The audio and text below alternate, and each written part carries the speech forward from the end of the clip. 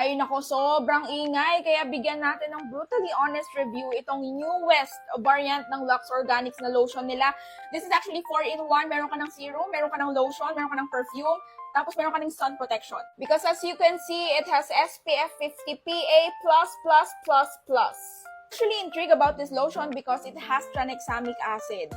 Oh, I know, konti lang sa inyo familiar doon sa ingredient yun, but that's actually one of the best brightening ingredients sa skincare. Plus, sinamaan pa nila ng niacinamide. Guys, ginamit ko na tong lotion na to. Siguro mga thrice na sa umaga. And so far, so good. How it looks like. Teka, dito natin ilagay para makita natin yung comparison. So, ilalagay ko dito, guys. It has SPF 50 PA+++.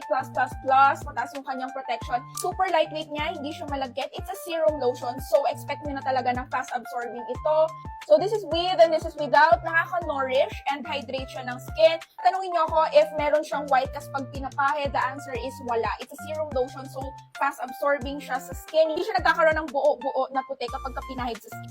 Okay, pagdating naman sa scent, hindi gaanong matapang or hindi siya gaanong mabango, pero it has perfume. Actually, unang amoy ko dito, may pagka-ano siya, may pagka-vanilla scent siya na sobrang onti lang. So, it's actually a steal, no? For only 299 pesos, meron ka na, makakuha ka ng 4-in-1 na serum, a lotion, a sun protection, and a perfume in one bottle. Over time use, may help niya malighten or ma-brighten up yung skin nyo. If you have an even skin tone, mga sunburn like me, ayan, di pa rin pantay, this is the perfect lotion for you. It's good. I love it.